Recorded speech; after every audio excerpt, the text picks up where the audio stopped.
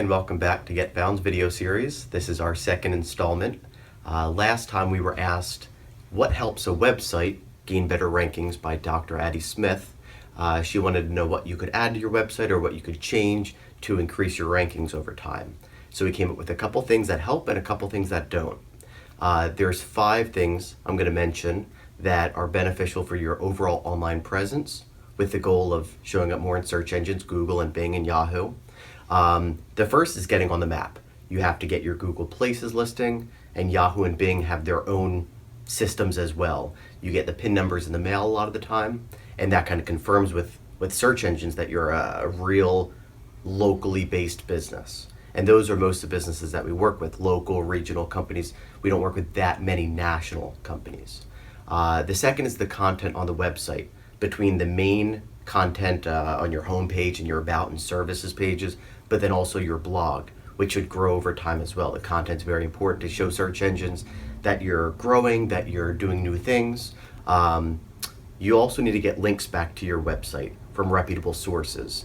There's online directories out there like Yellow Pages and eLocal and MapQuest phone book, but then there's other news sources. Pretty much the more companies and sources that link back to your website show search engines that you're a valid, reputable company. And the more valid and reputable you seem, the higher you're going to start to move up. Reviews on a local level are also very important. Getting them on your Google Places listing, on Yelp, on Facebook, on other places like that. That shows consumers that you're worth giving a shot. But then also search engines want to connect searchers with good companies. So what search engines assume are that these companies getting all these positive reviews are simply better companies to call. Another thing is social. Social triggers help. Activity on Facebook and Twitter, LinkedIn, things like that, and Google Plus as well. They help your search engine ranking. So the more content, the more reviews, all of these things together really make everything work really well. The 2 things that are somewhat of a misconception that don't help your rankings, one is meta keywords, META. Those are the keywords that you can enter on the back of your website where people don't really see them.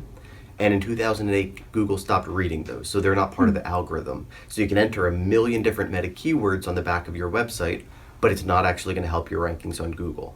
Bing and Yahoo still read them, but that's, those 2 search engines together are a somewhat small percentage of overall users. The other is competition. A lot of the time people will think, I'm the only person in my area that provides this service, I must get to number 1 really quickly. When in reality, you search anything on Google and it's bringing up millions of results. So it's not that you're necessarily competing against just these local businesses, but every other website in the entire country that has mentioned that sort of keyword, whether it's dentist or a certain type of lawyer or something like that. So those are 2 things to consider. Naturally, if there is fewer competition, less competitors locally, that can help you and it may make it a little bit easier, but it doesn't mean it's going to happen very quickly or really ever.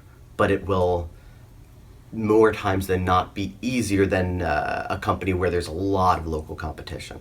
Thank you for watching, and again, feel free to mention any questions you have or new questions for the next video series, and see you in a couple weeks.